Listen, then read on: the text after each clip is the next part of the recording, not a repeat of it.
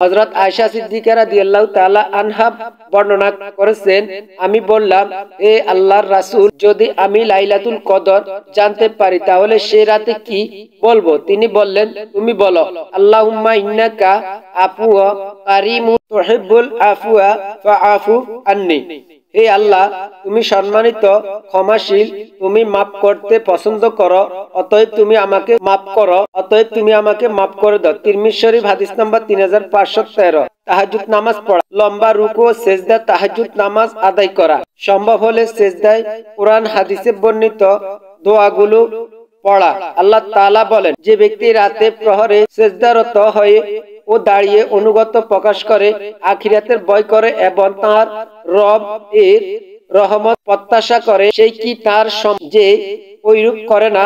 বলো, যারা জানে আর যারা জানে না তারা কি সমান? বিবেকবান লোকেরাই কেবল উপদেশ গ্রহণ করে। জুমা আয়াত নম্বর 9। হযরত আবু হুরায়রা রাদিয়াল্লাহু তাআলা আনহু বর্ণনা করেন, রাসূলুল্লাহ সাল্লাল্লাহু আলাইহি ওয়াসাল্লাম, যে ব্যক্তি আল্লাহ তাআলার উপর দৃঢ় বিশ্বাস রেখে সওয়াবের নিয়তে তারাবির নামাজ আদায় করে, তার পূর্ব সব গুনাহ ক্ষমা করে দেওয়া হবে। নাসাঈ হাদিস নাম্বার 2202।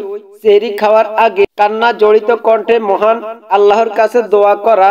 আল্লাহ তাআলা বলে, আর যখন আমার বান্দাগণ তোমাকে আমার সম্পর্কে জিজ্ঞাসা করবে, আমি তো নিশ্চিত নিকটবর্তী, আমি আহ্বানকারী, ডাকে সাড়া দিই যখন সে আমাকে ডাকে, সুতরাং তারা যেন আমার ডাকে সাড়া দেয় এবং আমার প্রতি ঈমান আনে।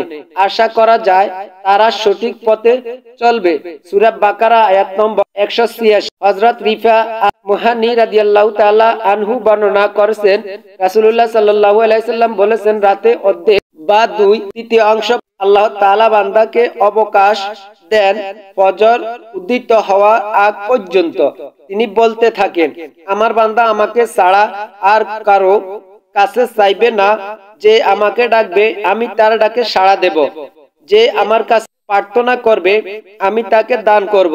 যে আমার কাছে ক্ষমা প্রার্থনা করবে আমি তাকে ক্ষমা করে দেব।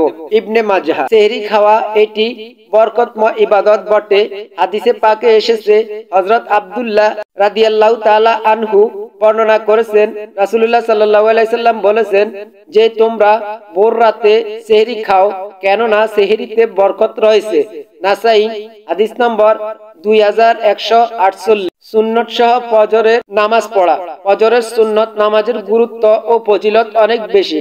হাদিসে পাকে এসেছে, হযরত আয়েশা সিদ্দিকা রাদিয়াল্লাহু তাআলা আনহা বর্ণনা করেছেন, রাসূলুল্লাহ সাল্লাল্লাহু আলাইহি ওয়াসাল্লাম বলেছেন, ফজরের 2 রাকাত সুন্নত নামাজ দুনিয়া ও তার মধ্যে যা কিছু আছে তার চেয়ে উত্তম।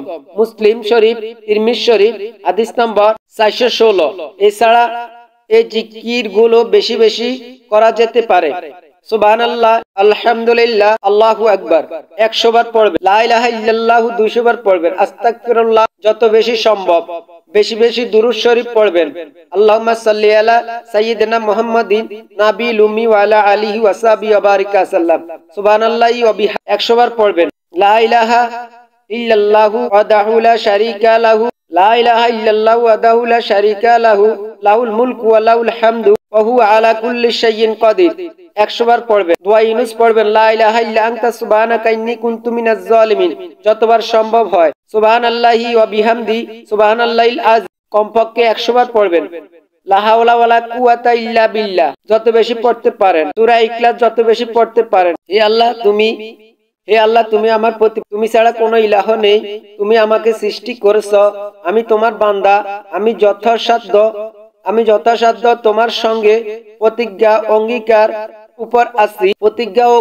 উপরে আছি।